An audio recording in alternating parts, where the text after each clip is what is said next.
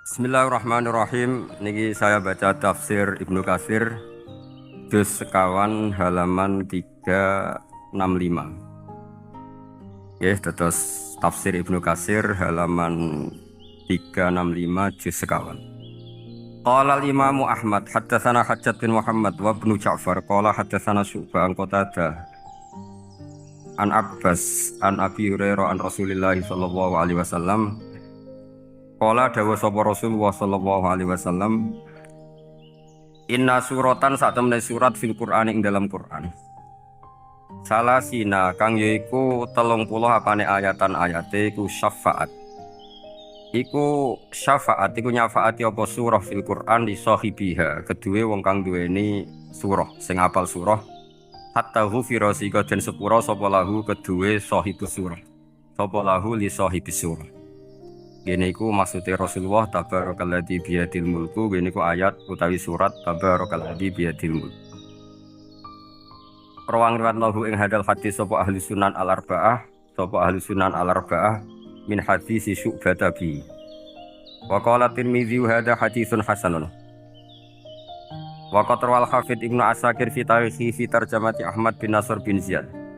Pun kula waca langsung mriki.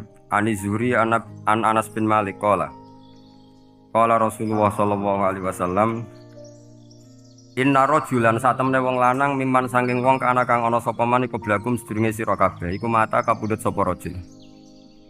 Wale salan ora ana iku mau setane rajul poseun perkara ming kitabillah saking kitabillah illa tabaraka kecuali surat tabaraka. Falam mawdi'a mongko semangsane den salekna sapa rajul fi khufratihi dalam kuburane rajul ata mongko teka ing rajul sapa al malaku malaikat. Fasarat mongko maju yang frontal wong Arab nadarani saurah. Apa asuratu surah fi wajhi dalam wajah rajul atau fi wajhi ing dalam wajahe al malak. Fi wajhi ing dalam wajahe al malak faqala mongko dawuh sapa malaikat al malak laha li surati tabarok niki ngangge muannas innaki min kitabillah. Innaki sak temene sira min kitabillah saking kitabe Allah wa ana ta ingsun akrahu. Iku rasana ingsun Musa ataki ing ngeleki kowe. Wa inilan sak temene ingsun la amliku ora miliki ingsun laki maring sira wala lagulan ora maring hadar rajul wala li nafsi darra wala nafa. Fa in aradti mongko lamun ngarepno sira hada ing iki bihi fantoliki mongko budalono sira ila rabbi tabaraka wa taala fasfaila. Mongko nyafaati sira surat tabarak lahu li hadar rajul. Fatantoliku mongko budalan sapa rajul ila rabbi maring Allah taala. Fataku lu mongko dawuh sapa surat tabarok ya rabbi inna fulanan amida sak temene fulan amida nejo sapa fulan ilaya maring ingsun mimbeni kitabika saking sekian tulisan-tulisan kitabe jenengan. Fata'allamani mongko belajar sapa fulan ni ing ingsun wa ta'ala lan maca sapa fulan ni ing ingsun.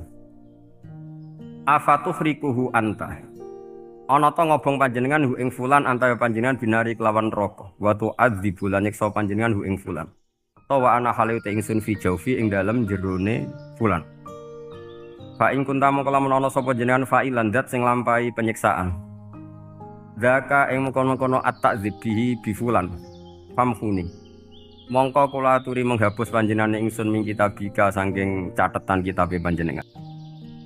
Fayaqulu mongko dawuh sapa Allah ala araqi ghadabti atau ghadibti. Fataqulu wa haqqali an akhdiba. Wa haqqala nyotoli kedingsun apa an akhdiba yen to muring-muring sapa ingsun. Fayaqulu mongko dawuh sapa Allah taala idhabi faqat wahabtuhu laka. Idhabi budala sira faqat wahabtu mongko temen-temen ngeke ingsun hu ing rajul laki maring sira wa syafa'tuki lan ngeke syafaat ingsun kon ki ing sira surat fihi fir rajul. Terus niki kalau terangaken nggih. Tentu masyhur sekali ya di antara yang difahami semua ulama bahwa Quran itu bisa mensyafaati ya. Masyhur sekali bahwa Quran itu bisa apa? Mensyafaati.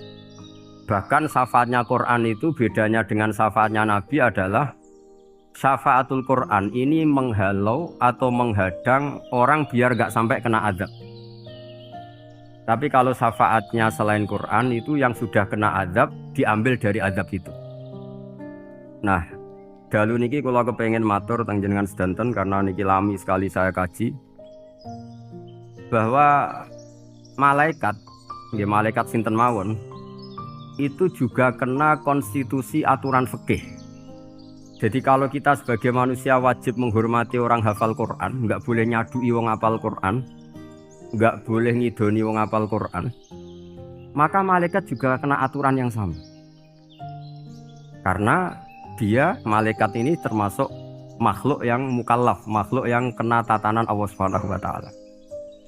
Sehingga Rasulullah SAW dawuh, surat Tabarok disebut Al-Munjiyah, Al-Waqiyah. Surat yang bisa menyelamatkan yang hafal dari siksa kubur. Pokoknya singkat cerita, ada orang itu fasik, mungkin ya layak disiksa. Pas sampai disiksa malaikat, surat Tabarok muncul menjelma sebagai seseorang. Kalau kamu menyiksa orang ini berarti nyiksa saya. Terus kata malaikat, anti min kalamillah, ya rujuknya memang perempuan karena surah itu dari muannas karena ada taknya. Anti min kalamillah, kamu ini termasuk kalamullah. Wa ana akrahu musa'ataki, tentu aku nggak berani menyiksa kamu. Ya terus berdebat kata malaikat, ini orang nggak benar, ini orang fasik, saya harus mukuli dia. Kata surat Tabarok, sak fasik-fasiknya aku itu ning atine. Kena nyiksa dekne nyiksa aku. Wahnya debat karena nggak ada mahkamah konstitusi. Terus walhasil malaikat bilang gini, ya sudah kita lapor kepada Allah Subhanahu wa taala. Lapor, akhirnya surat Tabarok ini cerita ke Allah, ya Allah, ini orang setiap kali datang ke saya dari sekian surat-surat yang ada di Quran, orang ini milih saya. Yang dipelajari ya saya, yang dihafalkan juga saya. Ini kata surat Tabarok kepada Allah. Jika orang ini hafal saya tidak ngefek ke dia untuk tidak disiksa, maka mendingan saya tidak termasuk kitabika, saya tidak termasuk Quran saja. Wong jadi Quran ora iso nyafaati. Terus kata Allah, lho kowe kok emosi kata Allah. Ya harus emosi dong Gusti. Masa wis dadi Quran kok gak iso nyafaati sing hafal. Terus kata Allah, wis aman. Makanya terus banyak orang ngapalkan surat Tabarok. Ya ini sekaligus ijazah nih. Untuk meradam kemarahan malaikat niku apal surat Tabarok. Syukur-syukur apal 114 surat. Oh niku malaikat sinten mawon pun kena ini. Cukup apal Tabarok. Sehingga adatnya orang-orang Jawa selain apal Yasin itu apal Tabarok. Nah saya itu lama sekali mempelajari bab ini. Ternyata di antara pokoknya itu satu, karena malaikat itu kena aturan fikih. Ya imut ya, malaikat itu juga kena aturan fikih. Jika orang hafal Quran itu haram disadui, kita haram menghinakan, maka malaikat juga kena aturan tidak boleh menghinakan orang yang hafal Quran. Dan alhamdulillah di banyak surahul hadis, hafal Quran itu maknanya tidak harus hafal semuanya. Orang boleh hanya hafal Tabarok, boleh hanya hafal Waqiah. Itu kalau kamu hafal betul, surat ini juga bisa berdiri sendiri mensyafaati Anda. Kayak ini surat Tabarok, beliau matur kepada Allah Subhanahu wa taala. Redaksinya gini, inna fulanan amida ilayya min baini kitabika fata'allamani wa ta'alani. Jadi dari sekian surat yang ada di Quran, orang ini selalu milih saya ya Allah. Jadi gampangannya surat Tabarok, wong saya diprioritaskan orang ini kok saya dingin-dingin saja ketika mau jenengan siksa, ini enggak fair. Apa gunanya saya sebagai kalamullah, sebagai kalamuka ya Allah, kemudian enggak ngefek kepada orang ini. Akhirnya walhasil sama Allah surat Tabarok diberi hak syafaat. Makanya akhirnya semua ulama ijma yang bisa mensyafaati itu adalah satu Quran, dua Rasulullah SAW, ketiga orang-orang soleh dan seterusnya. Tapi yang penting dari ngaji ini adalah bahwa malaikat itu kena konstitusi. Makanya saya punya ijazah untuk jenengan. Malaikat itu bisa diteror, sama tenang saja. Malaikat itu bisa diteror, bisa dibully. Masyhur itu di cerita Nurul Dzolam, karangannya Senawawi. Sayyidina Ali yang mbahnya Habib Ali ini, Sayyidina Ali bin Abi Thalib. Ya jadi Rasulullah kita tahu punya menantu yang top alim alama namanya Sayyidina Ali. Sayyidina Ali ku yang menuso. Jadi dekne ku iseng kepengen roh Umar ku wedi. Kok mangkel. Wong kok ning donya anggere wong tau disentak iku kepengen roh Umar disentak. Wong sak urip-uripe nyentak. Wah. Alhasil Sayyidina Ali ketika Umar wafat, beliau berdoa, ya Allah saya beri kasaf supaya ngerti Umar sing mletene ngono anggere wong disentaki wani gak nyentak mungkar nakir. Mau itu tok tujuannya. Nah, karena Sayyidina Ali itu orang yang luar biasa, walhasil dituruti oleh Pangeran Kasef. Kasef melihat Mungkar Nakir datang itu matanya kalkidril wali kayak apa panci yang menganga. Oh seru. Umar baru bangun dari kubur. Sayyidina Ali sebenarnya ingin melihat kalahnya Umar sebetulnya, niatnya itu ingin melihat kalahnya Umar. Ternyata Umar tersinggung, langsung berdiri. Hei malaikat, kamu itu harus punya akhlak. Kamu tahu saya siapa? Saya ini temannya kekasihnya Allah. Yang diandalkan temannya bukan dia. Jadi boleh lah neror malaikat tuh boleh. Kamu tahu saya ini siapa? Saya ini temannya kekasihnya Tuhan, kekasihnya Allah. Ya ke sopo? Kancane Nabi Muhammad. Itu panik Mungkar Nakir. Panik terus matur Allah, ya Allah ini ada orang yang saya teror malah saya diteror. Siapa dia? Umar, temannya kekasihmu. Kata Allah, yo kowe iku yo sing di akhlak sithik, mosok ambek kancane Nabi gitu. Semenjak itu terus sopan jawab Mungkar Nakir. Tapi Sayyidina Ali gagal ngelihat Umar kalah. Padahal cita-citanya kepengen Umar sekali-kali kalah. Jadi ada sekian cara untuk apa ya, kalau dibahasakan untuk meredam malaikat. Masyhur ada ulama alim alama kerjaannya mengajar tauhid. Ajar tauhid lah, mungkin tauhid primbon sampai tauhid apa. Ketika meninggal sama malaikat masih ditanya marbuka, manabuka dan seterusnya.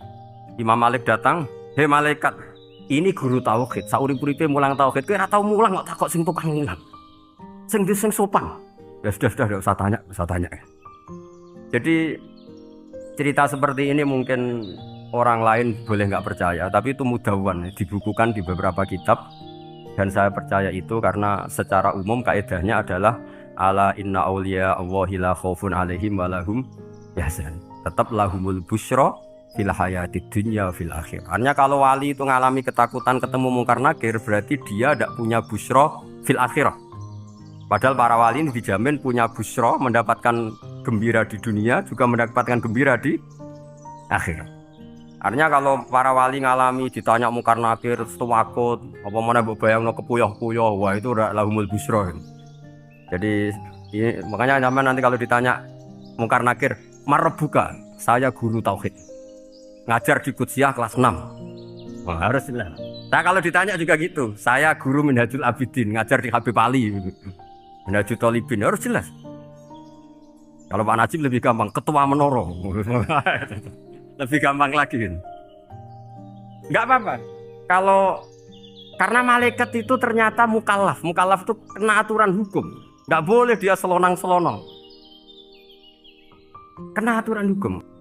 Makanya fa inna Allah ta'ala la yu'adzibu qalban wa al-Qur'an. Allah tidak akan menyiksa hati yang ada di Quran.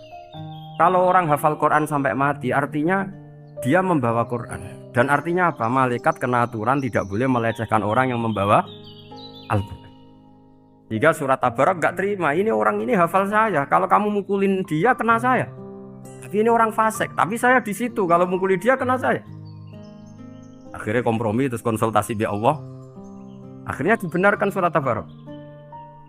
Ya, terus ini sudah clear ya, lolos ya. Mungkar Nakir lolos. Baru kayak surat Nabi Tabarak. Mungkin buatan dites malih. Nak dites malih, ndredeg keliru ribet.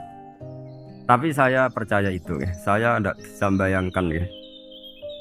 Ketika Quran disifati Rasulullah SAW bahwa Quran itu syafa', memberi syafaat, kemudian itu tidak ngefek. Saya itu keberatan sekali. Begitu juga apalagi ya, misalnya Rasulullah disifati aqrabin nas, ahabbin nas ilallah, kemudian tidak ngefek bisa memberi syafaat, itu tidak fair. Pasti orang-orang dekatnya Allah ini bisa memberi syafaat. Karena status kedekatannya Rasulullah SAW diantaranya adalah hak memberi syafaat. Karena malaikat yang semuanya itu kena konstitusi. Saya punya kitab Syarahnya Bukhari, banyak saya punya. Itu diantaranya riwayat dari Ahlul Bait, dari Sayyid Ali Zainal Abidin, Anil Husain, an Abihi, an Rasulillah SAW. Itu riwayatnya adalah ketika nanti di mahsyar itu ya tidak usah kamu bayangkan ya, karena ini bila kaifin walan hisorin, itu Nabi diantara Jibril dan Allah. Kemudian tentu yang akan masuk surga itu orang-orang yang sudah jelas surganya, kayak para nabi, para wali, para habaib, para orang-orang pilihan, itu jelas surganya. Tapi apa yang terjadi? Allah itu, ya tentu Allah zat yang maha tahu, sudah sangat tahu. Itu nabi usulnya itu hanya satu. Ai Rabbi. Saya masih hafal teksnya. Memang tak hafalkan karena ini tak mau tak pakai senjata untuk ketemu para malaikat. Bukan ya Rabbi, kalimatnya ai Rabbi. Ai Rabbi ibaduka abaduka fi atrofil ardi.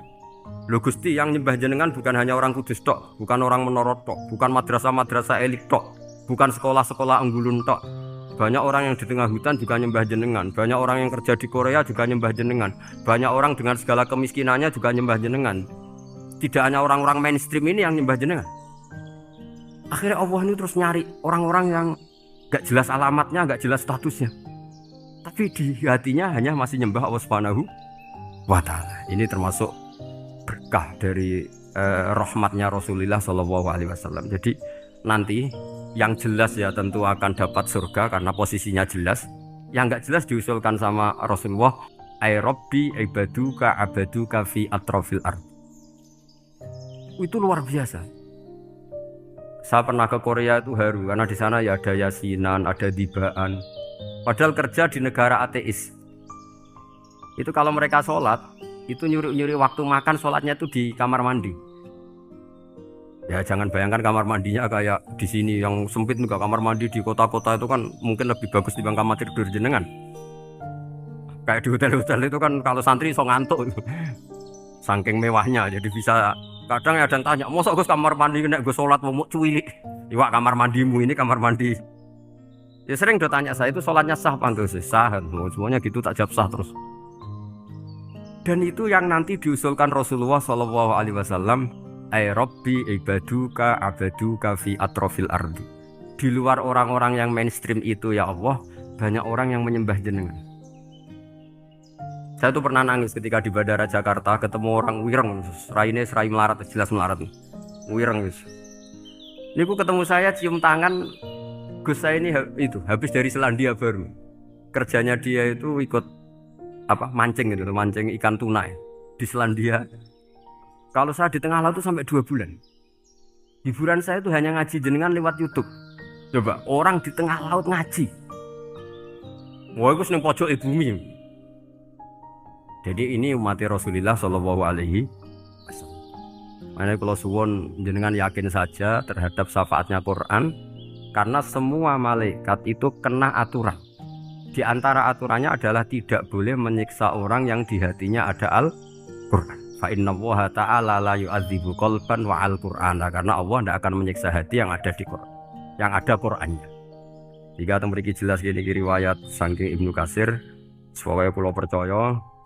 Apalagi ini didawuhkan Rasulullah Shallallahu Alaihi Wasallam bahwa surat Tabarok adalah disebut munjiyah, penyelamat, juga disebut wakiyah, penjaga.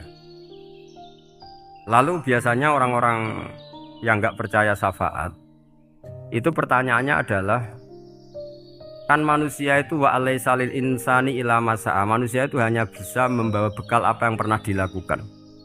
Itu dijawab oleh ulama-ulama kita ahli sunnah wal jamaah. Entah perlu ditambah An-Nahdliyah apa enggak tahu saya. Saya ini kata orang banyak termasuk pengurus PBNU, tapi saya itu tetap nggak pati srek. Kalau ahli sunnah saja, tidak usah ditambahi An-Nahdliyah. Karena nanti malah tidak global ini, ahli sunnah kok lokal ini jadi ribet. Ya tapi kalau kita di Indonesia ya ditambahi An-Nahdliyah tidak apa-apa. Karena mau tidak mau memang dalam hal ikramus sahabah mungkin kita dengan Wahabi itu sama-sama ikramus sahabah. Tapi dalam hal percaya wasilah kita ini ada miripnya dengan Syiah, karena Syiah percaya wasilah, NU percaya wasilah. Tapi dalam bab ikramu kulis sahabah beda kita dengan Syiah. Fa innas Syiin itu ada sahabat yang dihormati, ada yang enggak. Akhirnya terus kita karena itu terus bikin ahli sunnah An-Nahdliyah, karena Wahabi itu ya ahli sunnah tapi enggak percaya wasilah. Ya katanya gitu, kata para pakar-pakar. Saya sendiri hanya nirukan, saya tidak punya kepentingan untuk menganalisis itu enggak. Karena pertanyaan di kuburan itu ya gampang, nanti marobuka, manabiuka itu gampang lah. Tapi ada Kiai NU juga, ada nanti Gus pertanyaannya, wa ma jamiyatuka. Waduh ribet tuh, lama-lama wa ma hizbuka, partai kamu apa? Ribet kan kalau semua orang kreasi nambahin malah ribet kan. Tapi lewat ngaji ini saya pastikan bahwa surat Tabarok itu luar biasa. Terus saya teruskan ya. Wa qad rawat Tabrani wal Hafidz Adhiya al-Muqaddasi min tariqi Salam bin Sadrusih qala Rasulullah sallallahu alaihi wasallam suratun fil Qur'ani khosomat an sahibiyah hatta adkhalathul jannah. Jadi ada surat di Quran yang mati-matian membela yang hafal sampai surat itu memasukkan orang itu ke surga, yaitu tabarakalladzi biyadihil mulk. Ini yang Ani bin Abbas yang qala daraba ba'du ashabin Nabi sallallahu alaihi wasallam khifa'u ala qabrin wa la yahsibu annahu qabrun. Fa idzan qabru insanin yaqra'u suratal mulki hatta khatamaha. Fa'atan Nabiyya sallallahu alaihi wasallam faqala hiyal mani'ah hiyal munjiyah tunjihi min adzabil qabri. Jadi ada sahabatnya Nabi, karena kemalaman dia bikin tenda di kuburan. Dia agak ngira kali itu kuburan. Ternyata di situ ada orang Sohibul Qabri ini baca surat Tabarok. Baca surat Tabarok. Kemudian peristiwa itu dilaporkan ke Rasulullah. Jawabnya Nabi apa? Memang surat Tabarok itu al-mani'ah, yang bisa menghalau atau menolak azab. Hiyal munjiyah, memang surat Tabarok itu menyelamatkan tunjihi min adzabil qabri, akan menyelamatkan orang itu dari siksa kubur. Ikut ke sekolah. Wa qala Tabrani haddatsana Muhammad bin Hasan. Saat terus qala Rasulullah sallallahu alaihi wasallam lawadittu annaha fi qalbi kulli insanin min ummati. Karena keramatnya surat Tabarok seperti itu, kata Nabi lawadittu pakai lam taukid. Yakti seneng ingsun annaha di surah yaitu Tabarok fi qalbi kulli insanin min ummati. Karena keramatnya surat Tabarok seperti itu, saya suka kalau semua umat saya itu hafal itu. Nah, alhamdulillah barokahnya didikan para kiai, para guru, hampir semua kita ini hafal surat Tabarok. Daripada yang kampanye harus hafal Quran semua, ya sudahlah, ini al-maisur las kutubil maksur atau ma la yudraku kulluh la yudraku kulluh. Jadi saya itu punya santri orang Sulawesi, itu dulu guru gitar, santri di Jogja. Dia dulu sekolah kesenian di Jogja terus jadi guru gitar. Saya ini kan kiai fikih, saya mazhabnya sama dengan Pak Najib, termasuk ngaramkan gitar. Mau tak haramkan kok ora gelem ngaji malah ribet, tak halal lo gitar tak halal. Semeneng ae. Saya niru Mbah Mun, nek ono jawabane semeneng gak. Ya tak kok kadang, Gus main gitar hukumnya piye? Kurang pegawean tak jawab. Halal tak haram Gus? Kurang pegawean jelas. Halal haram tak kok ribet. Tapi yang unik dari itu apa? Tiap tahun Beb itu datang ke saya setor surat Tabarok. Kadang ya setor 5 ayat, 20 ayat, sampai khatam. Naik pesawat dari Sulawesi. Gara-gara ngaji saya sudahlah Gus, sementing aman kata. Jadi aku ning donya wis main gitar saenakku, nak gak apal Tabarok bahaya gitu. Dia ngapalkan, apal betul. Sekarang kemarin setornya khatam. Ya hanya untuk ngelawan malaikat saja itu, untuk ngelawan malaikat itu. Saya kok tertarik itu. Lah yang repot saya kiainya ngajarkan itu tapi lupa ngajarkan haramnya yang gitu-gitu. Wah ya ribet ya, sudahlah nanti biar diurusi Allah Subhanahu wa taala. Sudah. Karena jadi kiai itu repot. Saya pernah tanggal 1 Syawal itu punya teman zaman di Sarang. Wonge wis wireng kriting soer wireng kriting. Jarang ke saya tanggal 1 Syawal kecuali pas itu. Ternyata datang tuh karena teman saya, semakan senior saya, mau teko mau ngijazahi saya. Gus, kowe nak dadi kiai sing hati-hati. Aja geman dalil sing kira iso nglakoni. Ono pun. Dia itu datang ke saya berarti tanggal 2 sore. Dia itu pas Idul Fitri itu pidato. Man shoma Ramadan wa atba'ahu sitan bin Syawal faka'annama shoma dahrakullah. Itu orang lugu-lugu poso. Barang tanggal loro pas wandekne rokokan. Wong lugu-lugu, wah rugi mbah aku poso jenengan ra kena dinut. Jadi semuanya yang poso 6 hari itu ngikuti kiai itu. Ternyata pas disowani pas rokokan, rugi mbah aku anut jenengan. Tak nut poso jebule jenengan gak poso. Aku yo meneng ngene, lha opo kowe dalil ngono barang lha opo ora iso nglakoni. Makanya ini hati-hati para kiai. Nek dalil sing ora iso nglakoni ora usah. Nak khutbah Id ora usah cerita poso 6 hari, kok malah diciri orang. Ya cerita wae wong nak berposo dosane di sepuro insyaallah, pokoke yang gampang-gampang saja. Nak dolan ning gone wong awan-awan dosa ganggu. Nek dolan sombong gak gelem silaturahim, wae ngomong yang umum-umum saja. Jangan dalil poso 6 apa? Hari. Terus sekali ada yang nganut ternyata kamu ndak bisa, wah itu repot. Ya jadi saya berharap sekali keyakinan guru-guru kita bahwa Al-Quran mensyafaati itu kita terima. Kita terima an ilmin wa an bayinatin wa an hujatin. Kita bukan sekedar terima karena itu dawai guru enggak, tapi satu bayinah. Yaitu logikanya adalah malaikat itu mukallaf. Mukallaf itu kena aturan hukum. Jika manusia kena aturan hukum harus menghormati orang hafal Quran, maka malaikat juga kena aturan yang sama.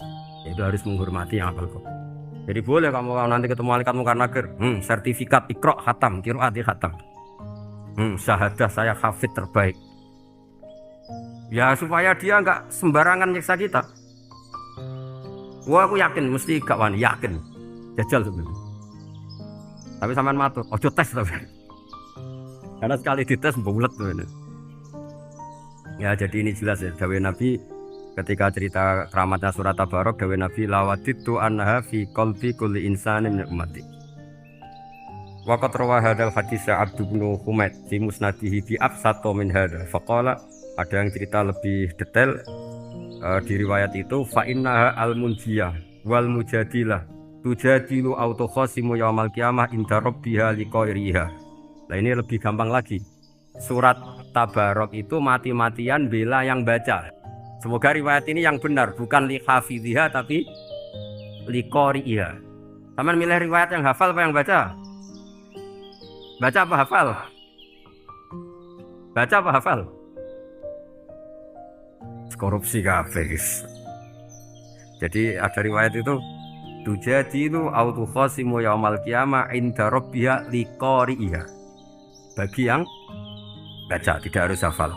Watat lubulahu ayun jiahu min adzabin nar wa yunjiya fiha tawayan sahibaha min adzabil qabri.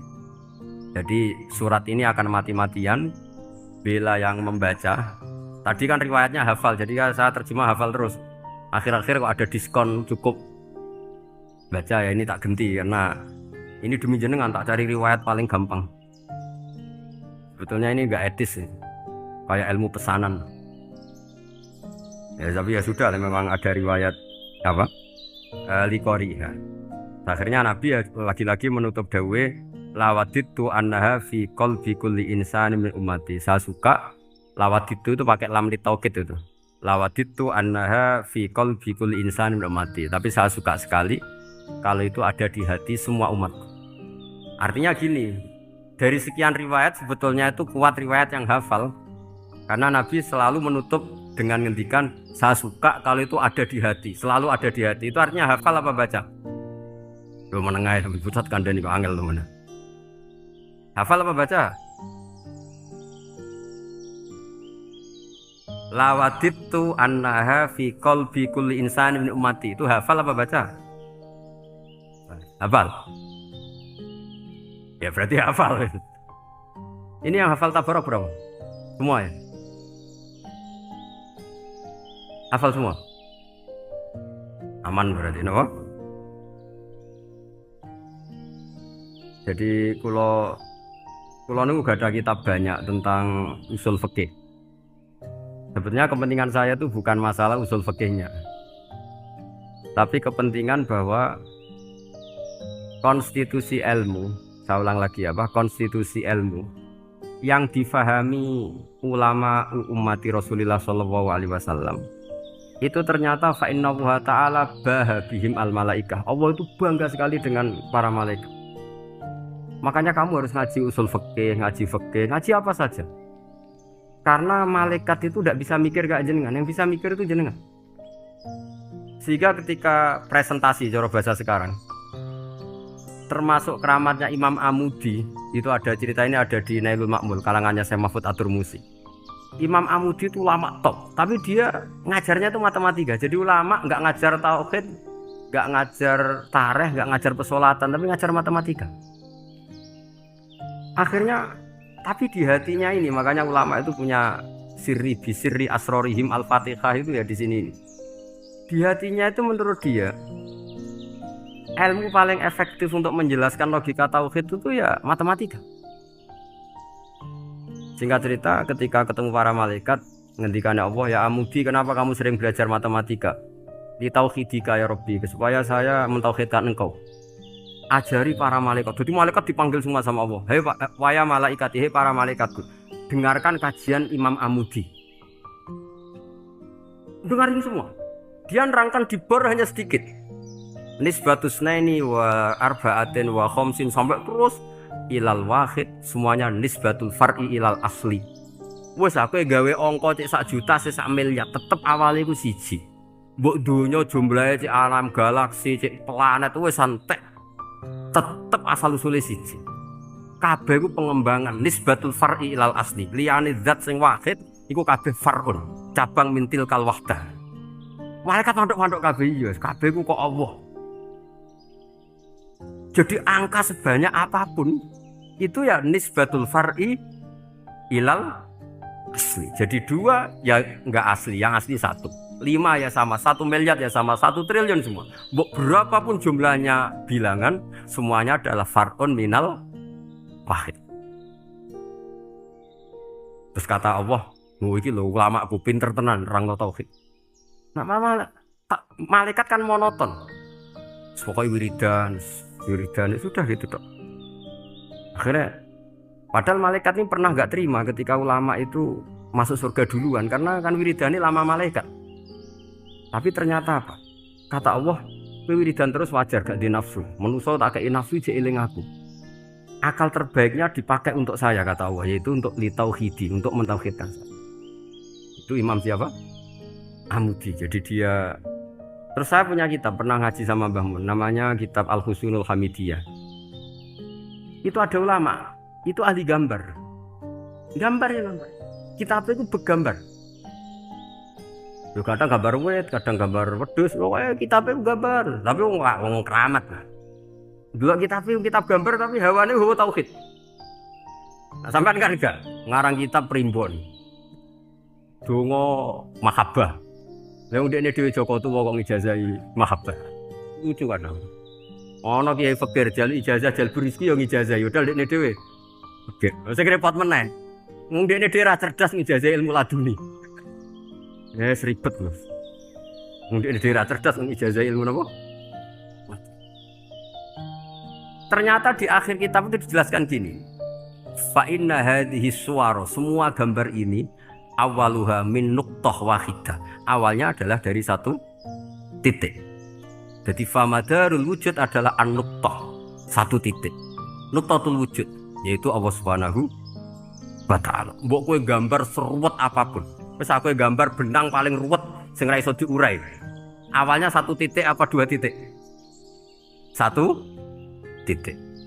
Makanya masyhur dalam dawuh para ulama, Quran dikumpulkan di surat Fatihah. Surat Fatihah dikumpulkan di Bismillah. Bismillah dikumpulkan di titiknya ba.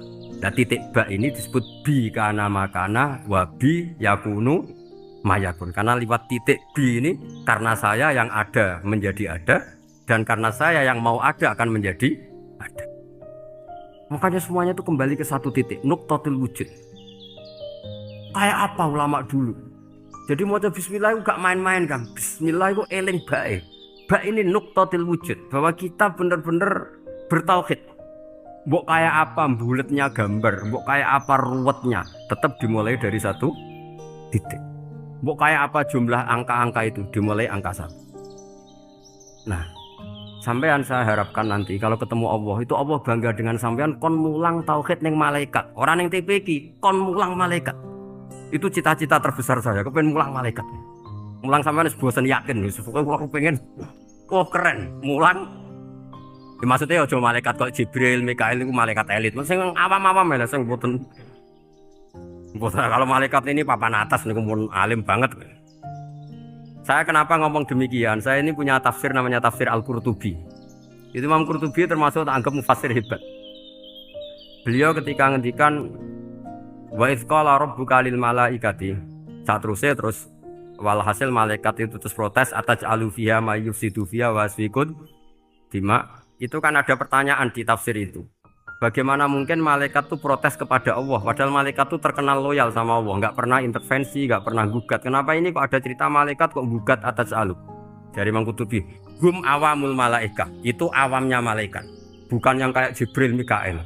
Itu malaikat-malaikat yang nggak ada namanya, awam. Jadi jangan bayangkan yang protes itu kayak malaikat Jibril.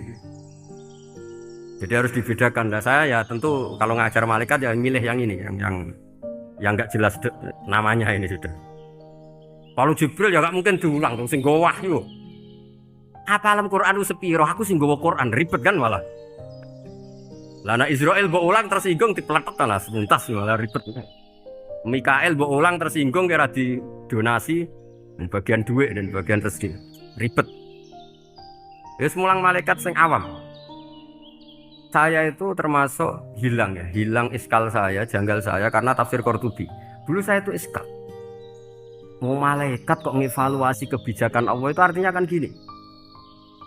Ya Allah, engkau mengangkat Adam sebagai khalifah. Padahal potensi Adam itu adalah ifsad.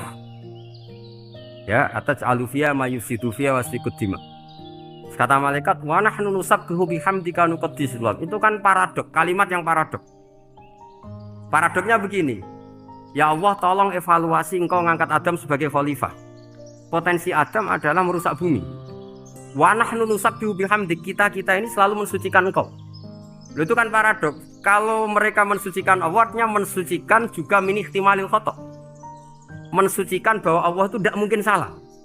Lah ini bilang mensucikan kok. Saya mensucikan engkau Gusti, tapi kok dalam hal ini kok kayak jenengan itu salah gitu. Wong karwan Adam kok gua angkat. Makanya Allah duka. Wong kowe ku jare maca tasbih kok ngevaluasi. Ya kan maknanya mentasbihkan Allah, Pak. Mensucikan dari semua kesalahan, kekurangan. Ini bilang baca tasbih kok nganggep Allah itu perlu dievaluasi kebijakannya. Tolong pikir ulang Gusti. Mungkin jenengan kurang detail kan kayak gitu. Akhirnya Allah tersinggung. Masyhur itu di tafsir-tafsir. Meskipun tafsir itu sebagian Israiliyat, yang keterusan itu rodok Israiliyat, tapi cara kula rodok setuju kan. Israiliyat sing rodok gitu. Itu kan masyhur itu akhirnya. Lah apa alasannya Adam kok salah? Bani Adam tentu akhirnya Adam ini kemudian berganti ke Bani Adam. Dan itu jadi perdebatan ahli tafsir. Apakah dhamir itu harus kembali ke asal? Apa boleh ke pengembangannya? Misalnya Adam itu kan di situ disebut ataj'alu fiha may yufsidu fiha wa yasfikud dima. Padahal Adam yang nabi ini enggak pernah yusfikud dima. Enggak pernah yufsid fil ardi, juga enggak pernah wa yasfikud dima. Ya, saya ulang lagi, Adam yang nabi itu kan enggak pernah ngalami ataj'alu fiha may yufsidu fiha wa yasfikud dima. Berarti Adam ini nanti yang nakal, yang sampai senang berteman darah itu Adamnya apa anaknya? Anaknya kan? Itu jadi perdebatan ahli tafsir. Walhasil singkat cerita, malaikat ini tidak salah. Nyatanya kita tahu kan perang di Irak, di Syria, perang zaman Belanda. Bani Adam itu senang safkud dima. Tapi ternyata malaikat ini ditegur sama Allah. Biar manusia itu salah itu di nafsu. Gue bener mergo ora tak kei nafsu. Masyhur terus dicerita Israiliyat itu ada malaikat, dia jajal Gusti. Dua jal tenan dikei nafsu, medun ketemu wong adus langsung merkosa. Gak weanan sih, ora kenalan sih. Jare Allah, wah lumayan menungso ana mukadimah ya ora-uran ae. Walhasil terus malaikat ape terbang gak bisa. Ini kata cerita Israiliyat, kamu harus menentang cerita ini. Tapi saya setuju. Singkat cerita, pertanyaannya adalah, mungkinkah malaikat melakukan kesalahan? Padahal termasuk salah adalah protes kepada Allah Subhanahu. Tadi dijawab oleh Imam Qurtubi, hum awamul malaika. Itu awamul malaika. Jadi kita harus membedakan malaikat yang papan atas, yang ashos. Kalau dalam tafsir modern disebut malaikat sing ashos, kayak Jibril, Mikael. Ada malaikat awam. Nah, yang awam ini ya biasa. Yang bilang qalu ataj'alu fiha may yufsidu fiha wa yasfikud dima. Wa nahnu nusabbihu bihamdika nuqaddisu lak. Itu kan paradok. Paradoknya ya Allah, engkau mengangkat Adam jadi khalifah itu kayaknya salah. Harusnya kan ngangkat kita, karena kita ini yang selalu mensucikan engkau. Lho wong mensucikan Allah, kok nganggep Allah mungkin salah dalam bikin keputusan. Makanya hati-hati kalau baca tasbih. Kalau baca tasbih, kalau Allah Maha Suci, ya sudah suci dari segala kesalahan, kekurangan. Jika wiridannya Rasulullah yang diajarkan kita, subhanallah bihamdi adada khalqi wa ridha nafsi wa zinata arsy midada kalimati. Jangan subhanallah pakai versi kamu. Allah Maha Suci. Ternyata kamu punya khayalan tentang Allah. Nah, kalau khayalan kamu salah, berarti mendudukkan Allah tidak sesuai sifatnya Allah. Makanya ahli tauhid terus punya satu pakem ilmu yang namanya ma khatara bi balika fa wa bi khilafi dzalik. Apa yang ada di hatimu bahwa Allah seperti ini, hakikatnya Allah tidak akan seperti itu karena Allah mukhalafatul bilhaq. Karena ini masalah-masalah sensitif. Nah, dan itu yang salah, saya ulang lagi, awamul malaikah. Kata Imam Qurtubi siapa? Awamul malaikah. Ya saya teruskan. Jadi kalau suwun seperti keinginannya Rasulullah Shallallahu Alaihi Wasallam. Terus niki terakhir, anna Rasulullah Shallallahu Alaihi Wasallam kana layana hatta yaqra alif lam mim tanzil wa tabarakalladzi biyadil mulku wa qala las antawaf yufaddilani kulla suratin fil Qur'an bisab'ina hasanatan.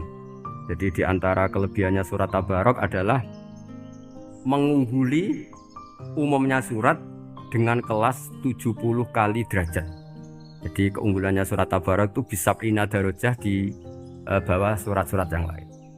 Udah, ini surat Tabarok agak panjang. Tapi alhamdulillah dari semua itu surat Tabarok itu kalah mbek Qul huwallahu ahad. Jadi ini nikmat terbesar kita. Karena nggak perlu Tabarok, saiki porsi ini diturunkan jadi apa? Qul. Makanya banyak tarawih main apa? Qul. Itu bukan cari cepet, itu dalile musalsal ila Rasulillah sallallahu alaihi wasallam. Jadi ada sahabat itu kalau ngimami main kulhu. Di Indonesia masih mendingan kulhunya rakaat kedua ya. Itu enggak, sahabat ini rakaat pertama ya kulhu, kedua ya kulhu. Masih mendingan di Indonesia dipakai selingan rakaat dua. Singkat cerita, sahabat yang makmum ini lama-lama mangkel, matur, ya Rasulullah, ini orang yang kau pasrai jadi imam itu sering main kulhu.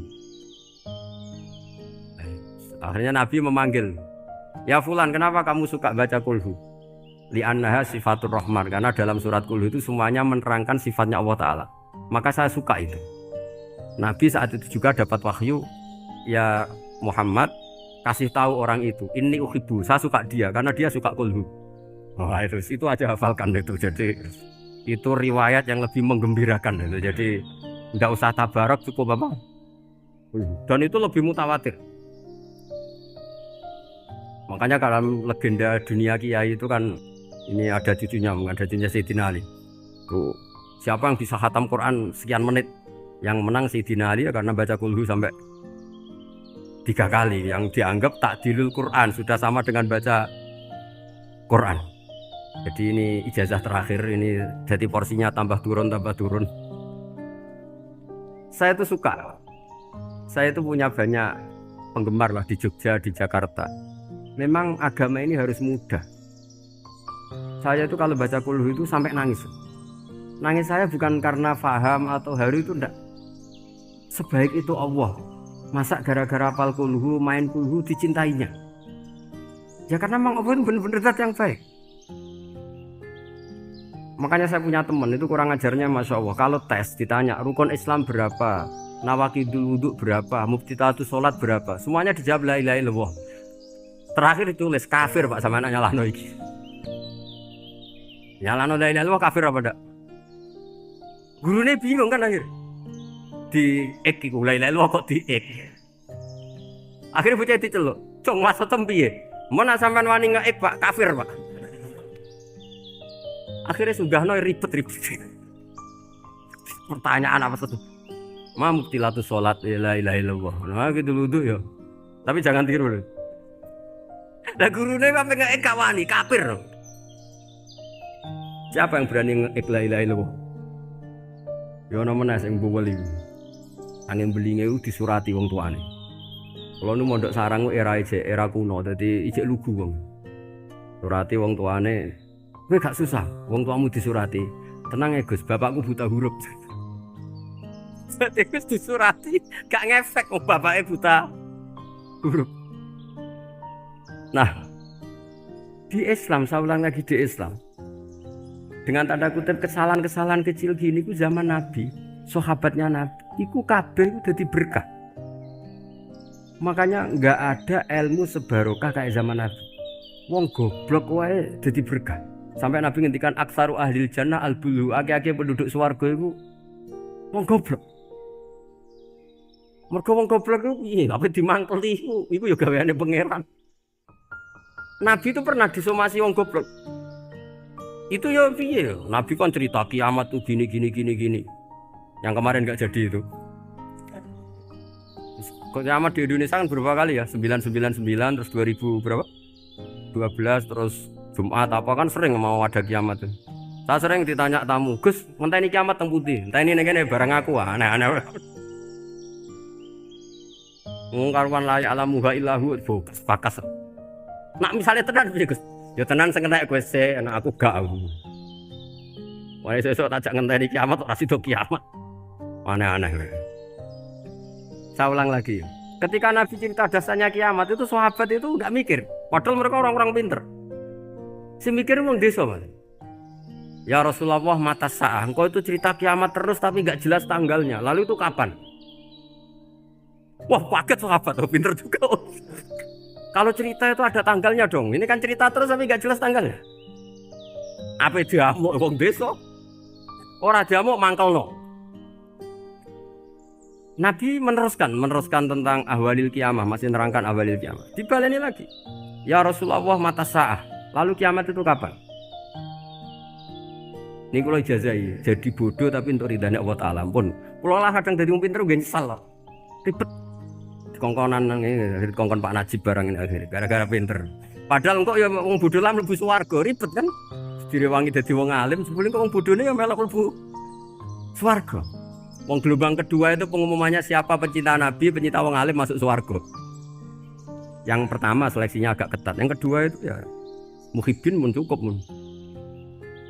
Jadi sebenarnya swarga ya ketemu wong ra jelas-jelas nih. Wah repot ya. Akhirnya ketika Nabi gak jawab, sahabat itu banyak yang analisis kariha maqala, lam yasma, ada yang bilang lam yasma. Memang Nabi tidak dengar. Ada yang analisis sami'a wa kariha maqala. Sebenarnya Nabi itu dengar tapi gak suka karena pas khutbah di-cut, diinterupsi. Karena diulang-ulang lagi akhirnya akhirnya Arabi tadi mengulang-ulang lagi. Akhirnya Nabi jawab. Karena Nabi itu orang yang sangat pintar, jawab, ma'atatalaha. Kamu kok berani tanya kiamat kapan, persiapan kamu apa? Fawawahi ma'atatulaha kabira sholatin wala siyamin wala kata wa kata. Walakin uhibbuka. Cek menang ya, cek pede. Apa Nabi tanya persiapan saya? Oh, kalau sholat saya biasa kok bangga. Wes wong desa biasa kok. Fawawahi ma'atatulaha kabira sholatin. Saya sholatnya biasa, puasa biasa. Maksudnya wajib-wajib tok lah, ndak aneh-aneh. Tapi walakin uhibbuka, tapi saya ini mencintai kok. Apa jawabannya Nabi? Almar'u ma'aman ahabba. Dan itu melegenda seluruh dunia, baru kayak Bedui. Jadi semua orang yang hafal hadis almar'u ma'aman ahabba atau anta ma'aman ahbabta itu barokatu hadal Badui, karena berkahnya orang Bedui. Dan hadis itu mutawatir karena dikatakan Nabi ketika khutbah, orangnya banyak yang hadir banyak. Barokahnya orang Bedui, gak disopan santun. Mukjizatnya Nabi seringnya gara-gara orang Bedui. Nabi khutbah. Wis khutbah cerita akhirat, cerita kebaikan. Ya Rasulullah, khutbah mohon bakas akhirat kebaikan. Sekarang itu tidak ada hujan, halakatil amwal. Sekarang harta hilang semua. Hewan-hewan sudah mau mati semua karena apa? Kekeringan. Mohon jenengan rasa bakas niku pun jaluk udan mawon. Nabi ya. Langsung Allahumma wah langsung udan tuwurs. Nak jare ulama lah Nabi borodok gelos putih udan seminggu nganti akhirnya sapi ini aku gak mati krono kehausan tapi kelentir. Parani nek Nabi ini ora ngrasa salah paren ya Rasulullah. Wong kula yo donga udan ben ra mati saiki mati tenggelam. Mun lereni santai weh. Dan saya minta doa hujan supaya hewan-hewan itu bisa minum dan seger. Nah ini malah do kelentir. Akhirnya Nabi itu nuruti meneh. Allahumma hawalena wala alina Allahumma alal akam wa dzirab terus. Di wong desa. Betapa barokahnya wong desa iki orang tahu. Betapa Rasulullah itu sekali ngendikan alam itu harus tunduk. Jadi min mu'jizati Rasulullah sallallahu alaihi wasallam itu sekali ngendikan alam itu harus ngikuti. Jadi Nabi misalnya ngendikan hujan. Itu panitia hujan, malaikat hujan harus nuruti. Nabi ngendikan berhenti juga harus berhenti. Makanya enak jadi nabi itu. Tapi kamu nggak mungkin sudah tutup, sudah tidak mungkin. Makanya Nabi itu pernah minta dalam satu maidah, ya fulan saya ambilkan dirok. Dirok itu kaki kambing yang depan, diambilkan. Ambilkan lagi, diambilkan. Ambilkan lagi ya Rasulullah, bukankah kambing hanya punya dirok dua, kaki depan dua. Andaikan kamu bilang iya, maka akan selalu ada dirok selagi aku minta-minta. Karena alam ini akan mengikuti. Jadi Nabi misalnya mau dahar gitu ya. Kok Nabi ngendikan ya Jabir ini jangan kamu entas, yang entas harus saya. Ini cukup untuk makan orang banyak. Nabi sekali ngendikan cukup. Nasi ini punya konstitusi harus cukup. Karena Nabi ngendikan cukup. Itu hebatnya Nabi. Beliau punya spesial. Alam ini harus nurut sama beliau. Makanya disebut wadzabu wal ghazala yasyadani laka birrisalah. Semuanya itu harus tunduk. Akhirnya syafaat-syafaatnya Nabi itu gara-gara orang desa-desa. Saya itu pengagum wong Buddha ya, termasuk hadisul Arabi tadi. Ada orang desa tanya, ya Rasulullah nanti kalau saya mati itu yang ngisap siapa ya? Allah ya. Wah bagus lah, terus langsung mulai. Barang mulai, abe guyu. Nabi iya karpe, dipanggil lagi. Ya Arabi kenapa kamu tertawa-tawa terus pulang? Ya bagus lah kalau yang ngisap Allah. Selama ini hubungan sama Allah saya baik-baik saja. Tapi Nabi muji faku hadal Arabi, wis pinter kowe cong. Terus pernah lagi ada orang Bedui tanya, hal yadhakur rabbu ya Rasulullah, apakah Tuhan itu pernah senyum, pernah tertawa? Naam, kata Nabi, ya pernah. Lan na'dima min rabbin yadhaku khairan. Kalau Tuhan pernah senyum, pernah tertawa, wah orang kalau pernah tertawa itu pasti baik. Ya bagus lah, enggak apa-apa. Jadi makanya ini unik ya, Islam itu agama yang unik. Agama yang berkah, yang alimnya ya ketulungan, yang bodoh juga ketulungan. Karena memang agama ini untuk semua, lil alamin, untuk semua. Maka kata Imam Ghazali, Allah mengutus Nabi itu diutus ke raja-raja, diutus ke pedagang, diutus ke aromil, diutus ke fuqara, diutus ke birokrat, diutus ke apa saja. Ila jami'i sunufin nas, ila jami'i asnafin nas. Bahwa semua yang mengapresiasi kenabiannya Nabi itu mulai raja, pedagang, PNS, birokrat, orang miskin, orang apa saja mengapresiasi dakwahnya Rasulullah Shallallahu Alaihi Wasallam. Al-Fatihah.